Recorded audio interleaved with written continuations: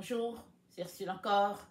On est le 6 mars 2024. Alors, je viens sonner la trompette aujourd'hui encore et je viens proclamer le retour de notre Seigneur Jésus-Christ. Amen, alléluia, sont tous bénis, sont remplis de sa joie. Amen. Alors, j'ai préparé ce message hier, amen, et je devais l'apporter, n'est-ce pas, comme un troisième message. Mais j'ai juste senti dans mon esprit que c'était pas ça. Amen, ce n'était pas ça.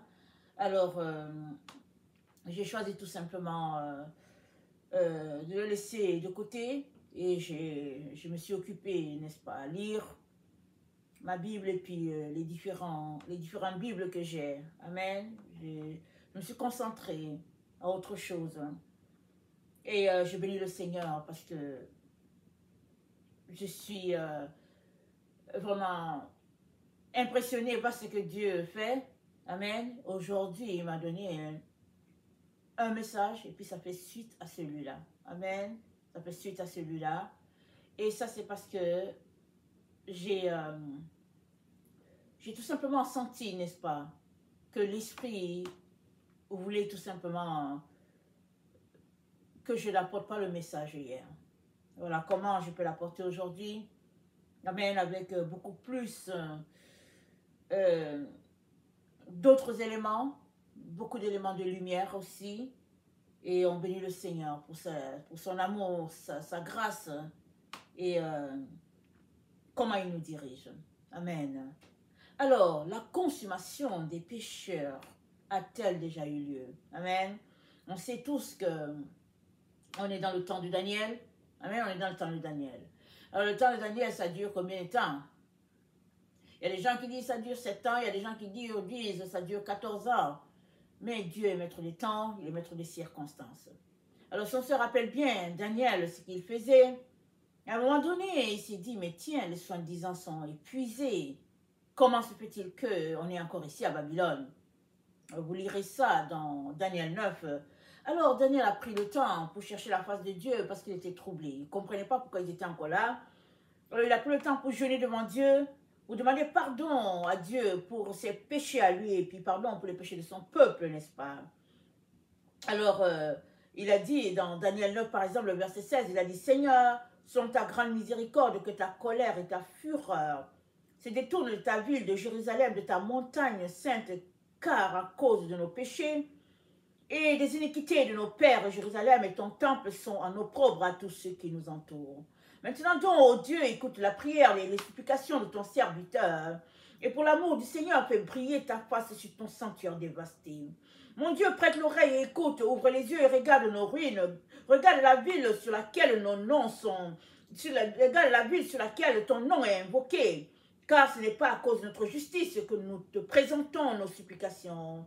Mais c'est à cause de ta grande compassion, Seigneur, écoute. Seigneur, pardonne, Seigneur, sois attentif, agis et ne tarde pas. Par l'amour pour toi, oh mon Dieu, car ton nom est invoqué sur ta ville et sur ton peuple. Amen. Ça, c'est la prière de Daniel. J'ai juste pris une partie. Il a ainsi prié devant Dieu. Et Dieu lui a révélé toutes ces choses qui devaient arriver au temps de la fin. Pas au temps de Daniel. Amen. Et à la fin, il révèle tout cela à Daniel. Il dit à Daniel, c'est pas pour ton temps. C'est pour le temps de la fin. Toi, tu vas aller te coucher avec tes pères, tu auras ta récompense. Mais ceux-là de la fin, amen, ce qui a été donné, c'est pour eux. Alors, ceux-là jusqu'au temps de la fin. Et quand est arrivé le temps de la fin? Le temps de la fin n'est pas arrivé seulement en 2021. Le temps de la fin a commencé depuis le temps où Jésus-Christ est venu sur la terre. Ça fait plus de 2000 ans que Jésus-Christ est venu. Il est venu dans le temps de la fin. Parce que dès qu'on lit les épîtres de Jean, de Paul, de Pierre, tout ça, il nous parle du temps de la fin. Alors le temps de la fin, il s'étend à une distance considérable, parce que c'est Dieu qui est le maître des temps et des circonstances, c'est lui qui décide quand ça va prendre fin. C'est le temps de la fin, et quand le monde va se réveiller, à ce temps-là, qui représente, n'est-ce pas, cette terre de rédemption, ce temps de le millénium millénium. Le monde va se réveiller un jour et il saura qu'il est dans le millénium. Mais en attendant que cela arrive, on est dans le temps de la fin. Amen. Dieu seul connaît le point qui marque, tiens, c'est ici le temps de la fin, parce que tout marche dans un intervalle. Ou bien on dit un intervalle ou bien un intervalle, excusez-moi en français. Amen. Alors il y a un intervalle de temps où il y a un début, il y a une fin. C'est ça le temps de la fin. Mais on ne sait pas exactement quand. Et Daniel est celui-là qui nous fait la preuve. Et Dieu lui dit, oui, ce que je te donne, c'est pour le temps de la fin, mais toi, ça ne te concerne pas. Ça concerne une génération qui va venir. Et Daniel, dans ses visions, il regarde, il voit deux types de personnes sur la terre. Il voit les personnes qui sont des animaux. Il voit d'autres qui sont des humains, mais pas beaucoup. Il ne voit pas beaucoup. Il voit seulement qu'au moment où Dieu devait appliquer le jugement, alors, il voit des animaux et il voit un animal qui est sur le point de régner. Alléluia. Et puis, on amène devant Dieu un être humain. Alléluia. Une personne faite à l'image de Dieu. Ça veut dire quoi? Quelqu'un qui a l'esprit de Dieu. Daniel voit ça. Et c'est comme ça qu'il nous partage, n'est-ce pas? Je vais le lire. Je vais lire cette partie-là. Alors, c'est dans Daniel 7. Dans Daniel 7. Alors, c'est dit, au verset 8, il dit, je considérais les cornes, et voici, une autre petite corne sortie du milieu d'elle, et trois des premières cornes furent arrachées devant cette corne, et voici, elle avait des yeux comme les yeux d'un homme, et une bouche qui parlait avec arrogance. Je regardais pendant que l'on plaçait les trônes, et l'ancien des jours s'assit. Son vêtement était blanc comme la neige, et les cheveux de sa tête étaient comme de la laine pure. Son trône était comme des flammes de feu, et les roues comme un feu ardent. Un fleuve de feu coulait et sortait de devant lui. 1000 milieux le servaient, et 10 000 millions se tenaient en sa présence. Les juges s'assirent, et les livres furent ouverts. Je regardais alors à cause des paroles arrogantes que prononçait la corne, et tandis que je regardais, l'animal fut tué, et son corps fut anéanti, livré au feu pour être brûlé. L'animal fut tué. Amen. Les autres animaux furent dépouillés de leur puissance, mais une prolongation de vie leur fut accordée jusqu'à la fin, jusqu'à un certain temps. Je regardais pendant mes visions nocturnes, et voici, sur les nuées des cieux, arriva quelqu'un de semblable à un fils de l'homme. Il s'avança vers l'ancien des jours, et on le fit approcher de lui. On lui donna la domination, la gloire et le règne, et tous les peuples, les nations, les hommes de toute langue le servirent. Sa domination est une domination éternelle qui ne passera point, et son règne ne sera jamais anéanti. Amen. Alors Daniel regardait tout ça. Amen. Alors, c'était tout simplement, il voyait des animaux. Et quand il parle d'animaux, ce sont les êtres humains qui marchent avec arrogance, loin d'un respect quelconque envers celui-là qui les a créés. Alors, Daniel est troublé. Il y a des passages, quand on lit Daniel 10, Daniel 11, Daniel est troublé. Il est troublé de ses visions.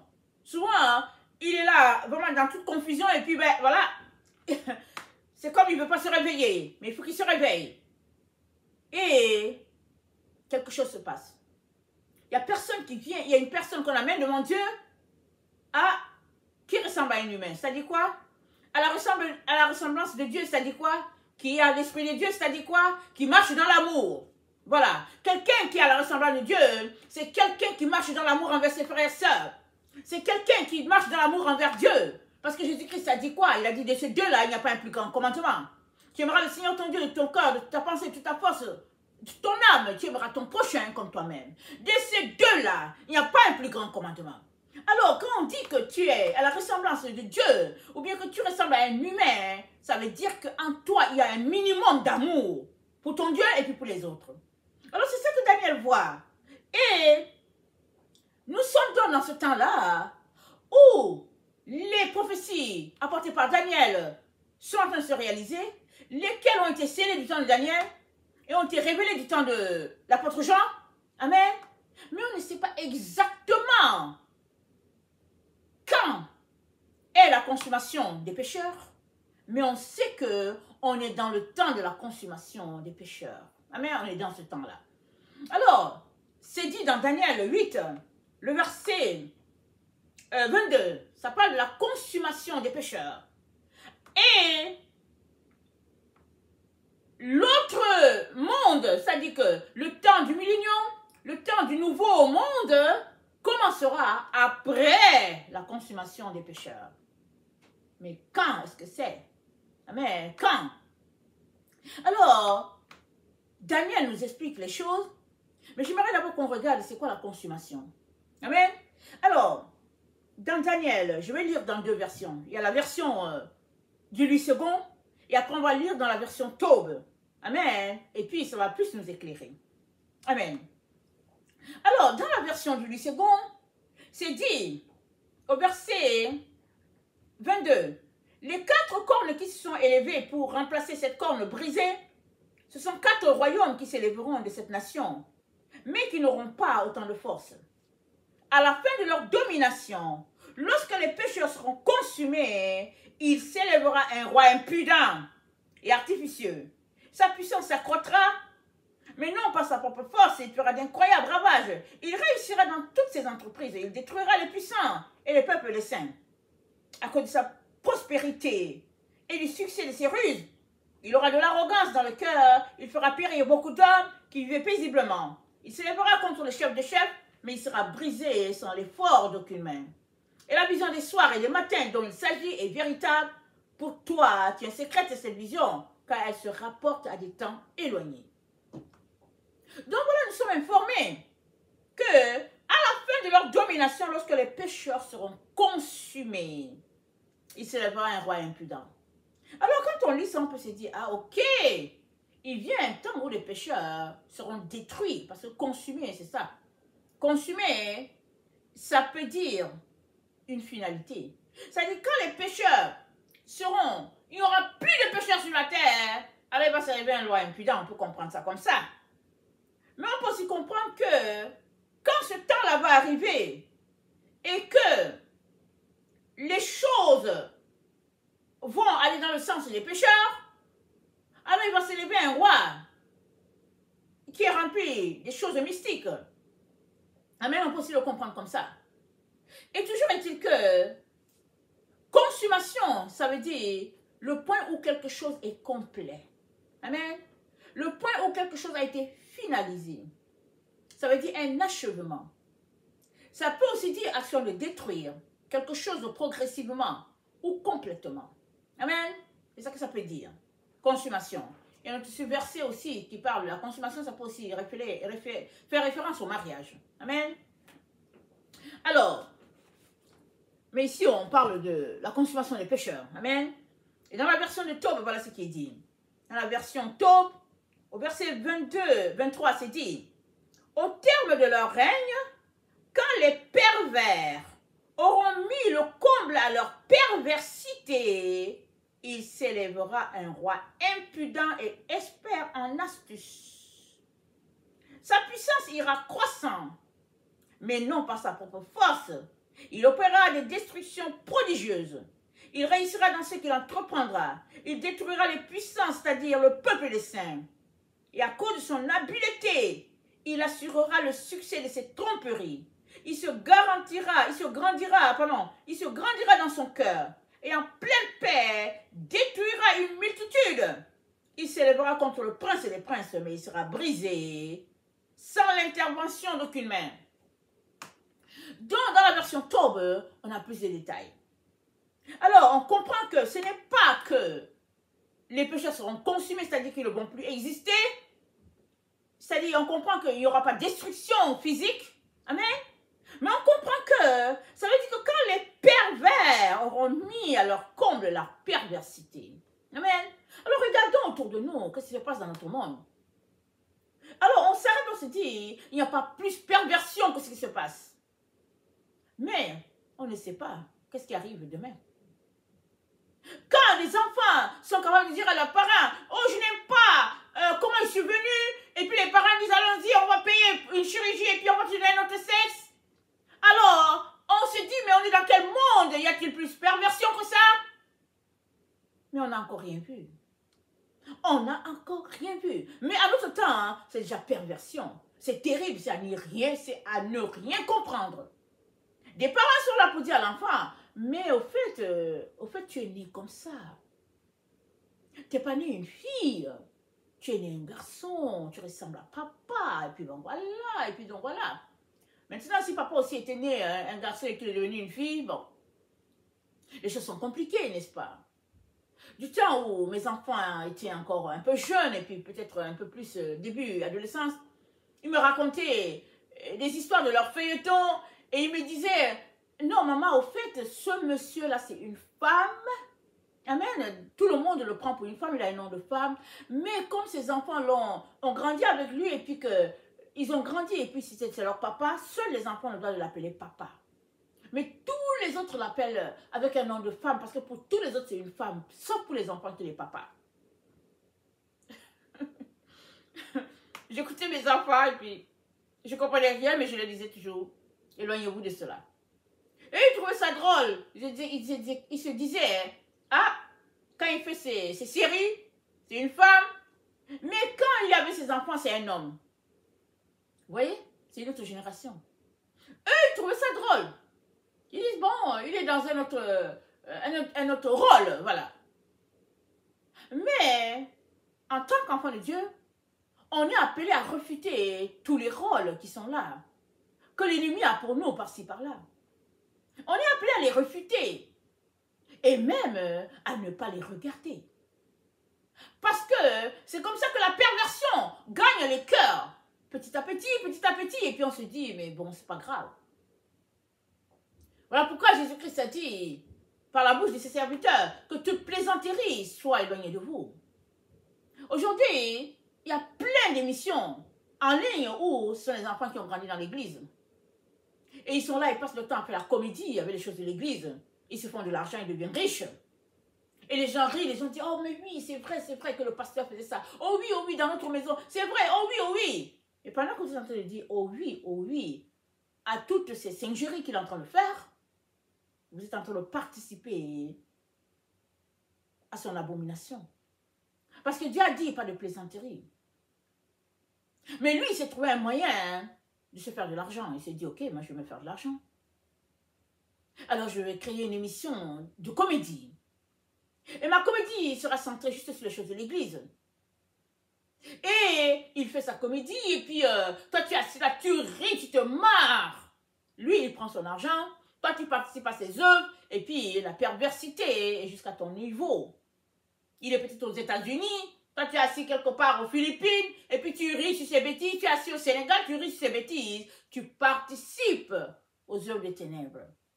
Et Dieu dit, au terme de leur règne, quand les pervers auront mis le comble à leur perversité, il s'élèvera un roi impudent, expert en astuce.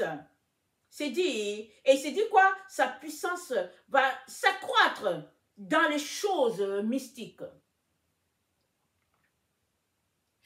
Il est donc important qu'en tant qu'enfant de Dieu, on soit alerte.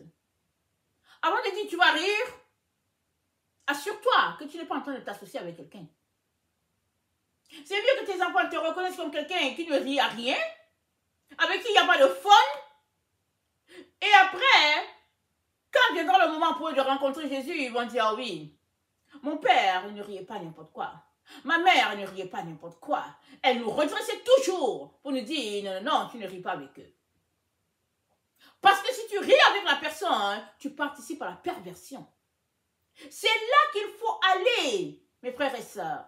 C'est comme ça que tu vas t'éloigner de leur voix, tu ne vas pas t'accorder du tout avec eux et tu seras en accord avec ton Dieu. Alors tu peux dire, oh non, mais c'est pas moi qui ai envoyé la comédie, mais c'est tout simplement que ça fait rire. Non, ne ris pas. Parce que en riant à sa comédie, contre les choses de Dieu, tu es en train de dévaluer tout ce qui est sainteté, tout ce qui est pureté. Tu es en train de dévaluer, amen, ce que Dieu a dit, tu ne feras pas, tu ne feras pas, et en plus là, tu es en train de déshonorer ton Dieu. Amen. Donc on est dans le temps où la consommation des pécheurs est en train de se passer. On est dans ce temps-là. Alors la fin du temps, ça a commencé quand? Ça a commencé depuis le temps où Jésus est venu, c'est la fin. Alors le temps de la consommation des pécheurs, c'est quand?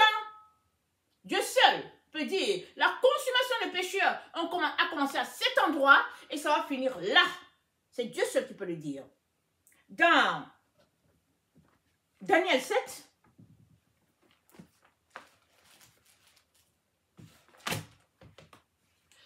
dans Daniel 7, c'est dit, au verset 24, les 10 cornes, ce sont 10 rois qui s'élèveront de ce royaume. Un autre s'élèvera après eux. Il sera différent du premier. Il abaissera 3 rois. Il prononcera des paroles contre le Très-Haut. Il opprimera les saints. Il opprimera les saints du Très-Haut. Il espérera changer les temps et la loi. Et les saints seront livrés entre ses mains pendant un temps, des temps, la moitié d'un temps.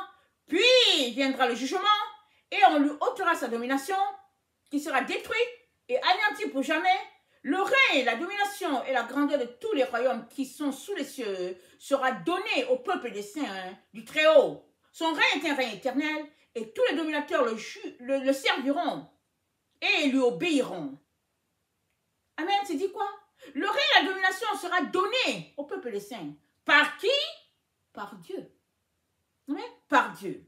C'est dit, attendez, c'est dit encore. Au verset 21, nous sommes dans Daniel 7. Je vis cette corne faire la guerre aux saints et l'emporter sur eux, jusqu'au moment où l'ancien des jours vint donner droit aux saints du Très-Haut. Et le temps arriva où les saints furent en possession du royaume. Le temps arriva où les saints furent en possession du royaume. Et ce temps s'est arrivé quand? Jusqu'au moment où l'ancien des jours a donné la victoire aux saints. Amen. Et c'est dit, je vis cette corne faire la guerre aux saints et l'emporter sur eux. De tes yeux comme ça, est-ce que tu vois, est-ce qu'il y a quelqu'un qui est en train de t'envoyer des flèches? De tes yeux comme ça, tu ne vois pas. Mais spirituellement, tu es en pleine guerre. Tu es en pleine guerre spirituellement. Et qui est celui qui te fait la guerre? C'est le même qui a perverti les œuvres de Dieu depuis le jardin d'Éden. C'est le même. Alors, il dit, j'ai vu la corne faire la guerre aux saints. C'est-à-dire, il y a tout simplement une personne qui va revêtir, n'est-ce pas, au fait, l'autorité, voilà pourquoi on dit une petite corne, c'est-à-dire quelqu'un de pas significatif, quelqu'un qui n'a pas un grand arsenal de guerre. Mais cette petite corne faisait la guerre aux saints, c'est-à-dire dans les choses spirituelles. Et c'est dit quoi? C'est dit, je vis cette corne faire la guerre aux saints et l'emporter sur eux. Comment est-ce que l'ennemi l'emporte sur toi? Il te fait tomber dans les pièges. Il te fait tomber. Il te tend un piège, tu tombes. Il te tend un piège, tu tombes. Tu tombes. Il te fait la guerre, il l'emporte sur toi. Pendant que tu es en train de dire que, oh non, mais c'est pas grave, tu sais, dans le fond, on est tous chrétiens. Tu es là, tu t'assois, tu manges avec les sorciers, les magiciens. Tu dis, on est tous chrétiens. Pourquoi dis-tu qu'on est tous chrétiens? Parce que vous allez à l'église ensemble. Parce que vous allez à l'église. Et puis tu penses que vous êtes tous chrétiens. Mais pas, le fait d'être chrétien, c'est pas ça qui te sauve. C'est pas parce qu'il dit qu'il est chrétien qu'il est sauvé. Il faudrait que tu arrives à un stade où Dieu ouvre tes yeux spirituels. Et que tu puisses voir que celui-là, Seigneur, aide-moi à ramasser mes jambes. Et fuir. Parce que c'est pas ton enfant. Mais les enfants de Dieu sont dans l'ignorance totale de ce qui se passe. Voilà pourquoi la petite corne peut leur faire la guerre. Et l'emporter sur eux. Alors qu'ils sont là. Ils mangent. Ils jouent. Ils font des comédies. Ils prennent de l'argent. Ils rigolent. Ils font des programmes. Ils sont dans des clubs sociaux. Leurs églises sont des clubs sociaux. Ils sont là-dedans. Ils aiment ça. Et qu'est-ce qui se passe? La petite corne leur fait la guerre. La seule manière pour toi d'emporter ta guerre, c'est de marcher dans la sainteté, dans la pureté et d'être au-dessus de ce que l'ennemi veut pour toi. C'est pourquoi ces derniers temps, on fait des prédications de vidéos, n'est-ce pas, sur le fait, ne marche pas sur leur voie. Ne t'accorde pas avec eux. Suppose que quelqu'un t'invite pour te donner à manger. Suppose qu'il t'invite. Tu dis, ok, on est invité chez telle personne. Tu arrives là-bas, c'est le porc qu'il a préparé. Qu'est-ce que tu fais? Tu manges? Tu peux dire, oui, Paul a dit de manger tout sans s'enquérir de rien. Ok. Paul est encore accusé. Mais si tu sais ce qui se passe ces derniers temps, tu apprendras que les découvertes et puis l'explosion, n'est-ce pas, des découvertes dans l'industrie, des porcs et tout ça a fait qu'aujourd'hui on peut injecter l'hormone humaine à un porc. Parce que ça produit beaucoup de choses, ça produit beaucoup de petits. Alors, si tu sais ça, tu vas pas accuser Paul. Non? Tu vas laisser Paul tranquille et tu vas dire, oh non, moi, je ne veux plus manger du porc parce que j'ai appris qu'il y a les hormones humaines qui sont mélangées à cela. Amen. Là, tu n'auras plus accusé Paul. Excusez-moi, je vais prendre un petit liquide.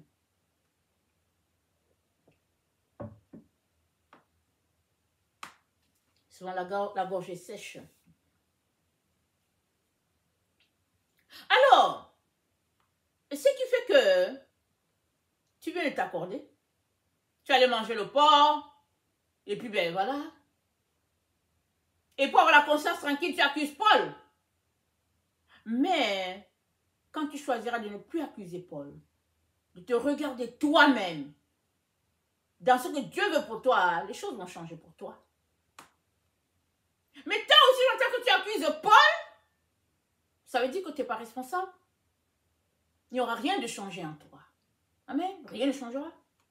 Les choses changent quand tu prends conscience et que tu viens devant Dieu.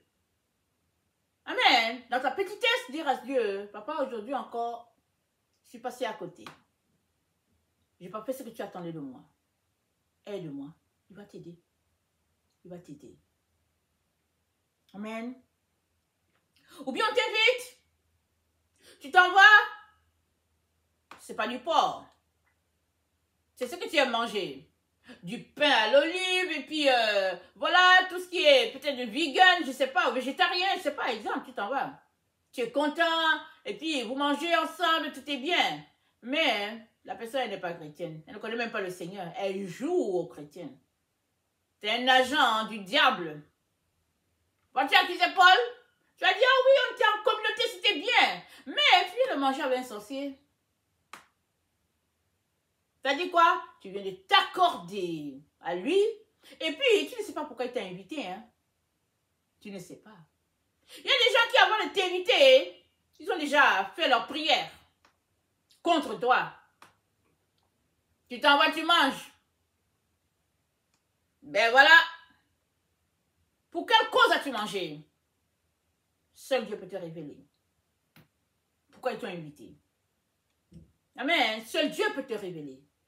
Alors, il est important que tu ouvres tes yeux. Tu peux dire, oh, cette femme, elle raconte n'importe quoi. Tu peux dire. Tu peux dire cela. Ou bien tu peux choisir.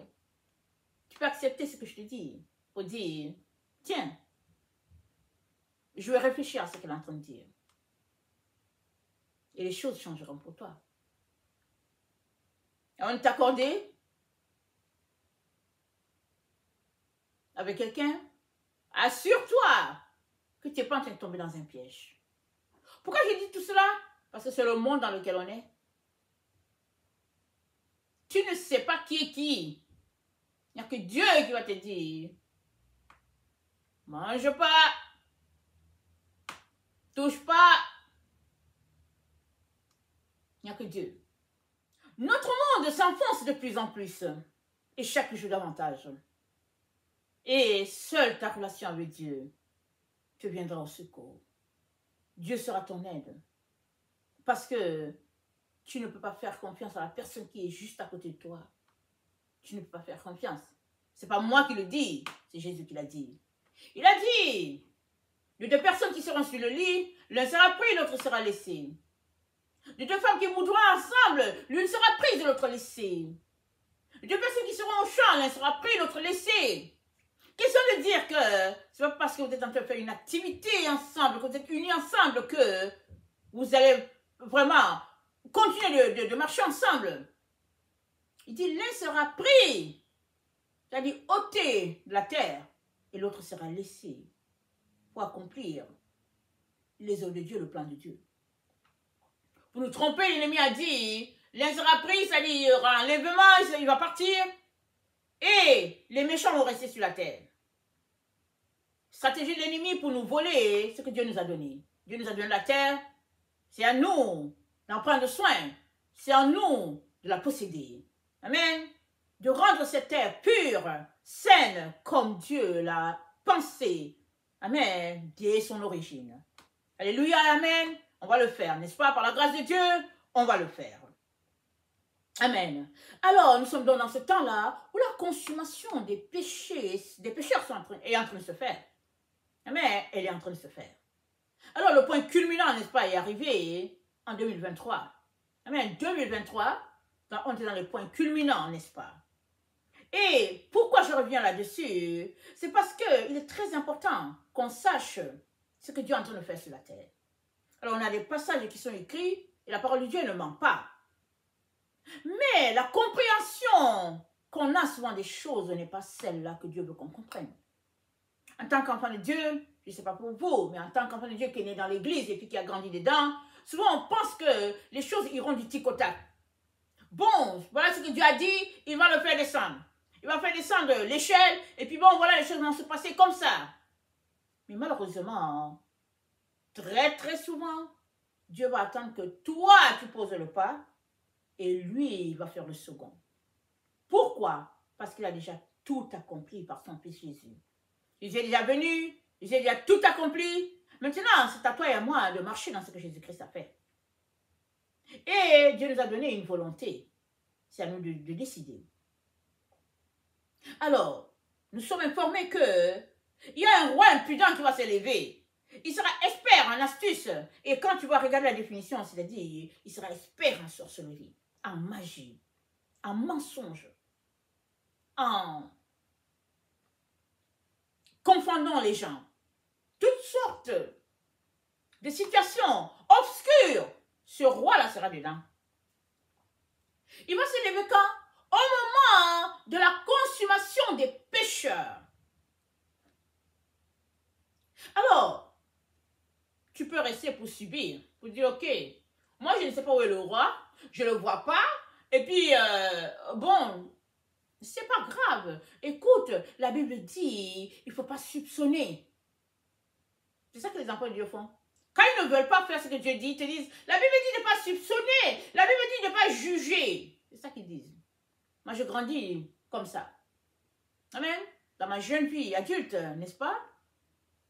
Quand j'ai quitté mon milieu d'éducation, de naissance et tout, je suis arrivée en Occident pour entendre le même message partout. Dieu dit de ne pas juger, il ne faut pas juger. Oh, Dieu dit de ne pas soupçonner, il ne faut pas soupçonner. Mais tu t'arrêtes, tu te dis, mais y a-t-il quelque chose à dire? Non, on ne peut rien dire. Dès que tu dis, on te dit, Dieu n'est pas jugé. Finalement, tout le monde subit quelque chose qui vient de quelque part. Mais ça vient d'où? Jusqu'à ce que Dieu ouvre tes yeux, que tu te rends compte que, oh oh, c'est pas Dieu qui est ici. C'est le monde des ténèbres. C'est le monde des sectes. C'est le monde des pratiques obscures. C'est rempli dans la maison de Dieu. Mais jusqu'à ce que Dieu ouvre tes yeux, tu ne sauras pas. Tu vas te dire, ok, dans notre église, on aime les gens, on est juste comme moitié-moitié, on s'aime, vous savez. Bon, on est figue ni raisin, et puis ben voilà. Mais les gens sont froids ou bien tièdes, parce que dans le fond, il n'y a pas Dieu. Ils sont un pas avec Dieu, un pas avec son ennemi. Ils sont un pas avec Dieu, deux pas avec l'ennemi. Voilà pourquoi Dieu a dit à Laodicée, je te vomirai de ma bouche. Mais ce n'est pas une seule dénomination de notre temps qui est Laodicée. Presque toutes les dénominations qui disent servir le Seigneur sont dans les pratiques de Laodicée. Que ce soit une pratique à 90%, que ce soit une pratique à 5%, Laodicée fait rage dans l'église de Dieu. L'église de Dieu a besoin de se débarrasser des valeurs de Laodicée et d'épouser les valeurs de Jésus à 100%. Les églises de Dieu doivent marcher sur l'église de Philadelphie. Amen. Apocalypse 3, le verset 7, allez-y lire. Alors on est dans ce temps-là où la consommation de péché est en train de se passer, mais les enfants de Dieu sont assis là dans l'ignorance, en train de subir. Tu ne dois pas subir. Tu ne dois pas subir. Tu l'as décidé. Alors, dans le temps de la consommation de pécheurs, il est arrivé un temps où les enfants de Dieu devaient décider. Et ça, c'était en 2023. On était à ce point culminant où la consommation des pécheurs était en train de se passer. Qu'est-ce que les enfants de Dieu allaient décider? Allaient-ils décider de sombrer dans la colère, dans la vengeance, ou bien allaient-ils choisir de marcher dans l'amour, dans la voie du vrai Dieu? Il y a eu un combat qui s'est livré d'une manière très intense. Amen, un combat très intense. Plusieurs savaient qu'il y avait le combat parce qu'ils étaient dans le combat. Amen. D'autres ne savaient pas qu'il y avait combat. Mais il y avait un combat intense. Mais le combat, ce n'est pas que le combat est fini. Le combat semble un peu loin de nous. Pourquoi? Parce que nous avons choisi la voie de l'amour. Nous avons choisi la voie de la pureté. La voie de Dieu, le vrai Dieu. Alors, on a l'impression qu'on est dans un recommencement.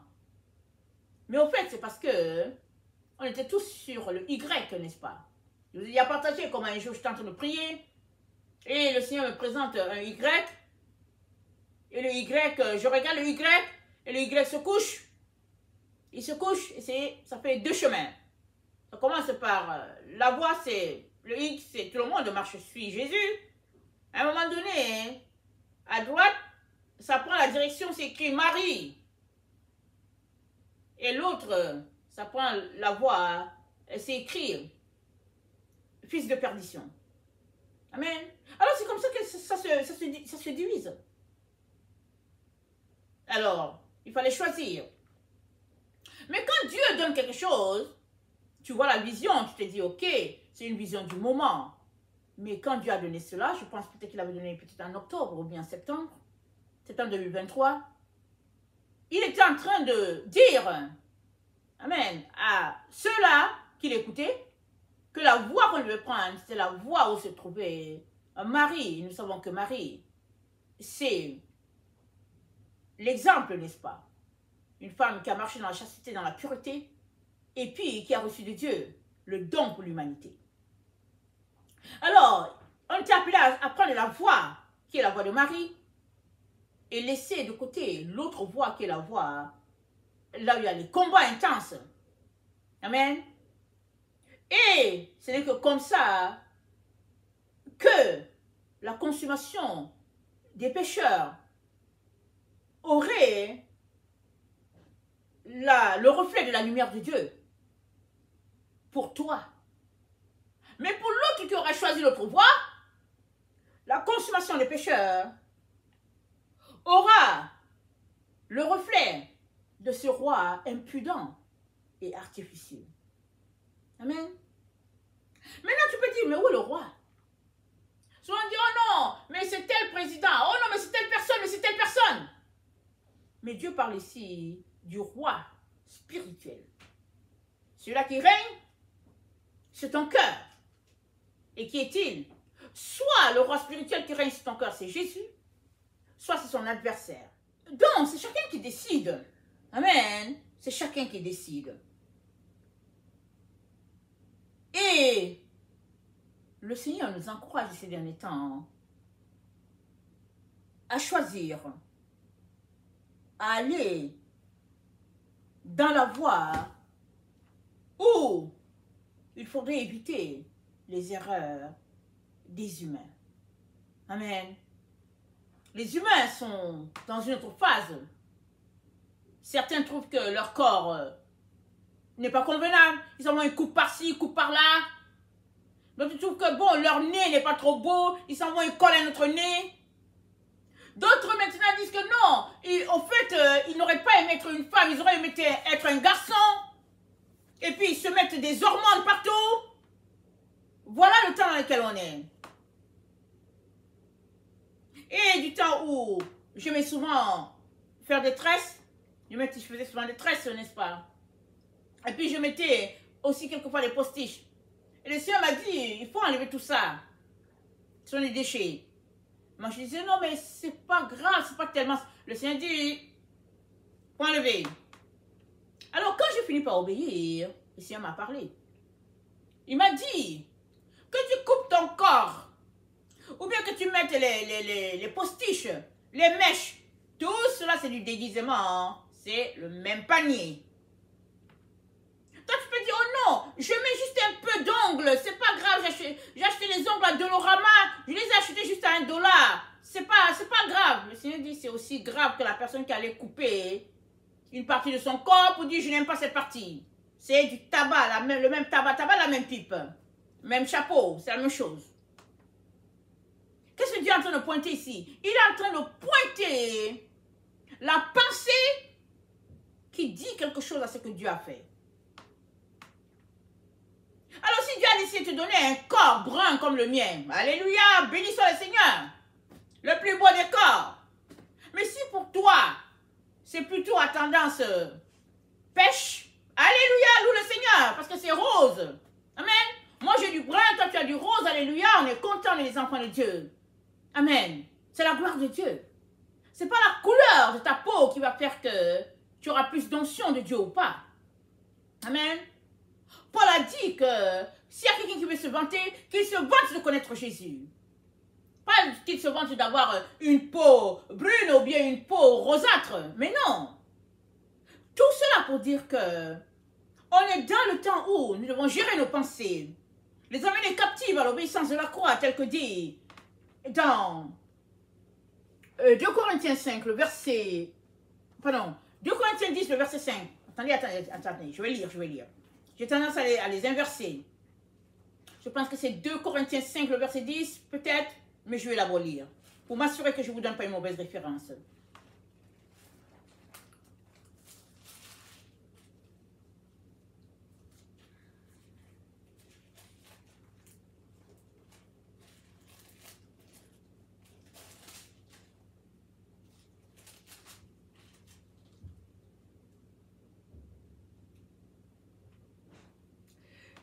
Corinthiens 10, le verset 5, on va aller là-bas, parce que je pense que la référence que je donne, c'est pas bonne.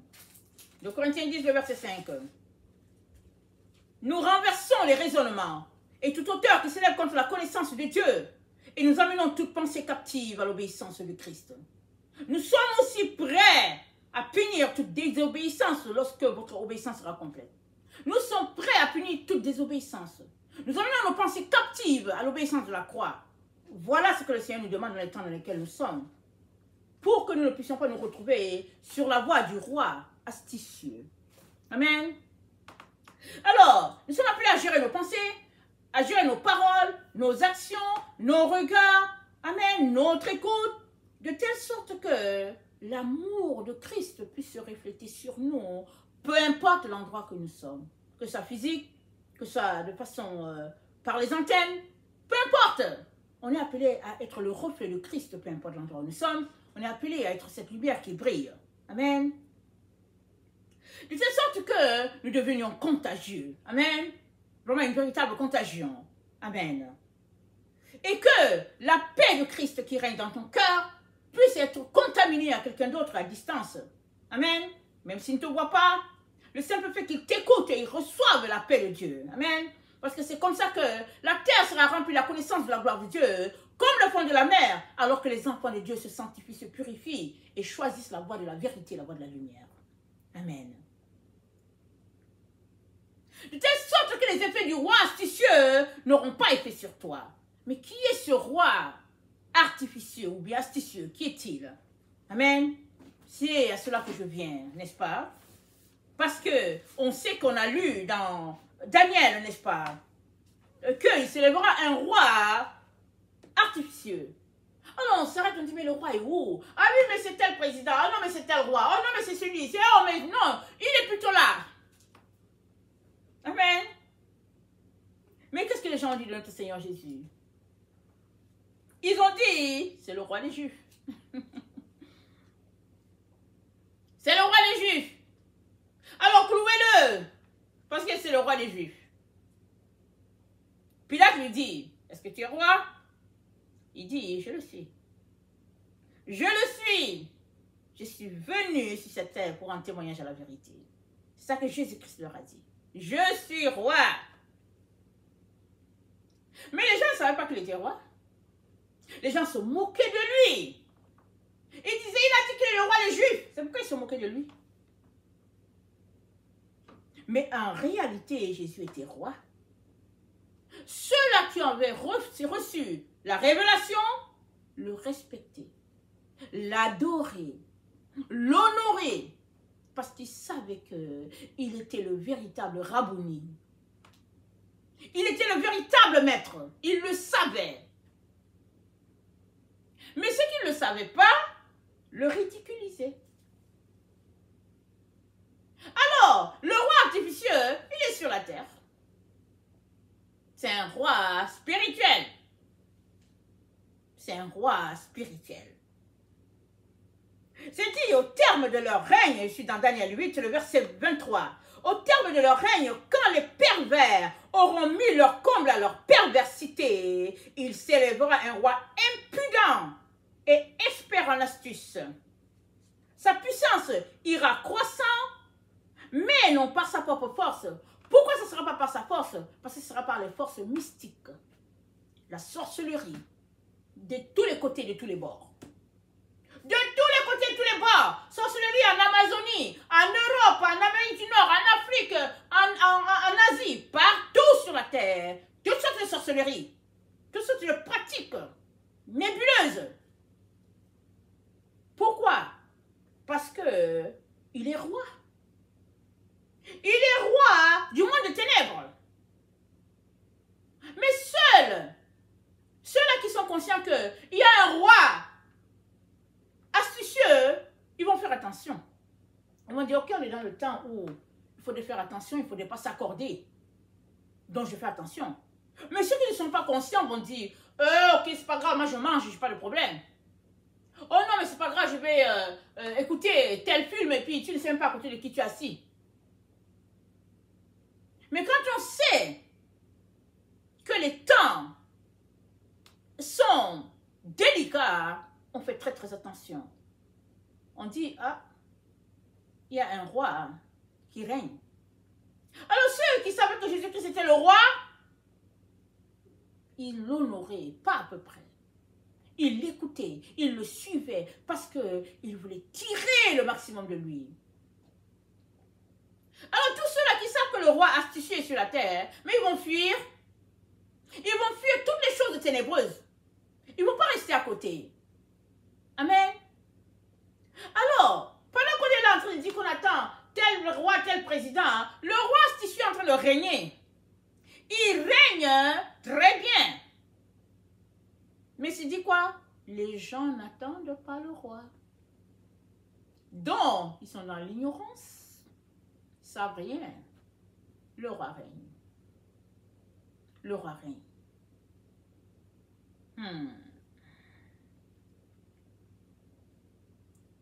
Je n'en dirai pas plus, parce que le Seigneur ne me permet pas de dire plus. Amen. Mais le Seigneur m'a dit des confirmations et des confirmations.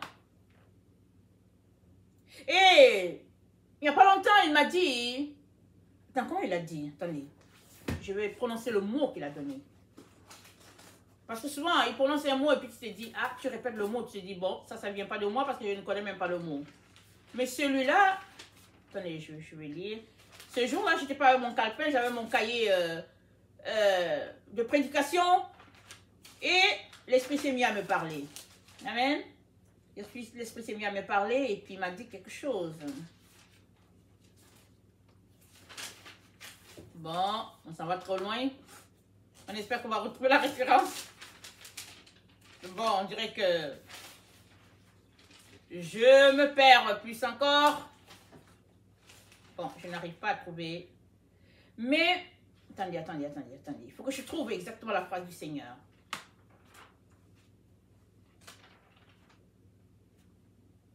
Il a dit quelque chose.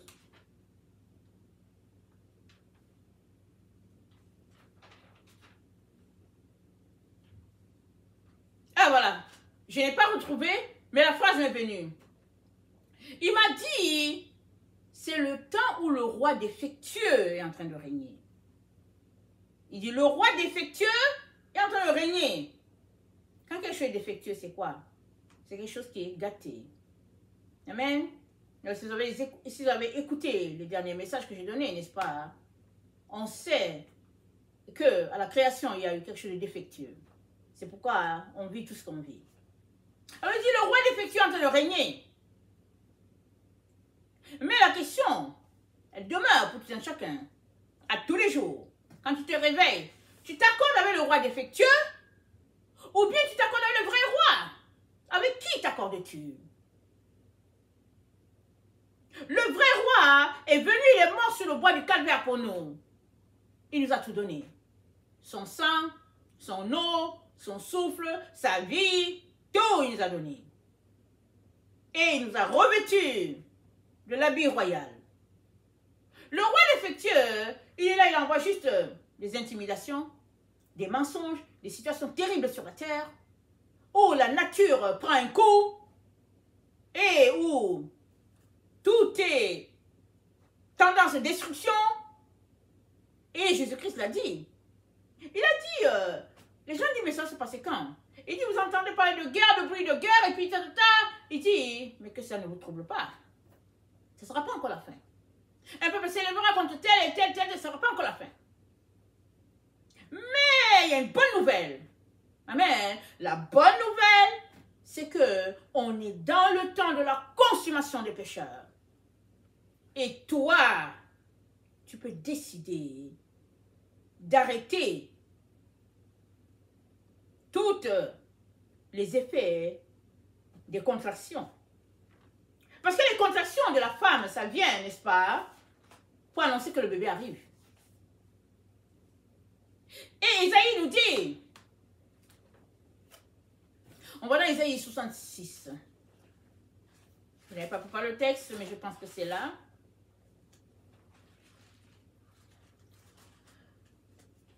Isaïe 66. Non, c'est Isaïe, oui, Isaïe 66. Et c'est dit, au verset 7, avant d'éprouver les douleurs, elle a enfanté. Avant que les souffrances lui vinssent, elle a donné naissance à un fils qui n'a jamais entendu pareille chose, qui n'a jamais vu rien de semblable. Un pays peut-il naître en un jour? Une nation est-elle enfantée d'un seul coup? À peine en travail si on a enfanté ses enfants, si on a enfanté ses fils. Ouvrirai-je le sein maternel pour ne pas laisser enfanter de l'Éternel? Moi je fais naître, moi qui fais naître, empêcherai-je d'enfanter de l'Éternel, dit ton Dieu. Réjouissez-vous, Jérusalem, faites d'elle le sujet de votre allégresse, vous qui l'aimez. Tressaillez avec elle de joie, vous tous qui menez deuil sur elle, afin que vous soyez nourris et rassasiés du lait de ses consolations, afin que vous savouriez avec bonheur la plénitude de sa gloire. Amen. Avant d'éprouver les douleurs, elle a enfanté. Alléluia et amen. Et les contractions, c'est après. Amen. Alors, c'est une naissance qui est différente, n'est-ce pas, de celle qu'on connaît. À moins que ce soit les péridurales et tout ça et tout. C'est une naissance qui est différente de comment Dieu a conçu les choses. Mais avec les péridurales, c'est l'humain qui intervient, qui a renversé les choses. Amen. Et cela est tel que le Seigneur permet que toi aussi, dans le temps où nous sommes, tu puisses dire quelque chose sur les contractions. Amen. Parce que l'enfant il est sorti. Alléluia, amen. L'enfant est dehors. Mais les contractions sont telles que tu peux les empêcher. Amen. Comment? En choisissant la voie de la paix. Alléluia et amen. En choisissant la voie de la paix, tu marches loin du chemin du roi défectueux et tu plantes la paix. Tu sèmes l'amour. Qui plante l'amour, récoltera l'amour. Qui plante la paix, récoltera la paix. La paix. Qui plante la joie, récoltera la joie. Qui plante la vie, récoltera la vie. Voilà pourquoi on doit s'éduquer à sortir de toutes ces choses-là. Oh, c'est trop simple de dire que, oh non, mais ils ont vendu le poulet, j'ai acheté, j'ai mangé le poulet. On sait que il y a certains peuples qui aiment beaucoup le poulet, on le sait. On le sait. Mais il faudrait que tu arrives au niveau de la vie où tu dises, mais le poulet a le droit de vivre. Pourquoi est-ce que je le mange? Tu peux manger autre chose. Tu peux manger autre chose et tu vas vivre. Rien ne va t'arriver. Au contraire, tu seras en santé. Parce que tu n'auras pas enlevé une vie à un animal. Je vais dire, oh non, mais c'est juste du poulet. Oh non, mais c'est juste les sauterelles. Et puis bon, c'est juste des crevettes. Non, mais ils ont aussi droit à la vie. Tu as besoin d'arriver à ce stade-là. Où ton âme, toute ta conscience soupire après la vie et veuille garder la vie des autres. Et c'est comme ça que tu prendras le dessus dans ce temps de la consommation des pécheurs et ta vie sera vie, ta voix sera vie. Tu prendras le chemin de la vie. Et c'est comme ça que tu enverras la paix sur la terre. Tu enverras la paix sur la terre. Si chaque enfant de Dieu choisit la voie de la paix, la voie de l'honneur à l'Éternel et puis la voie de l'honneur à son prochain, la voie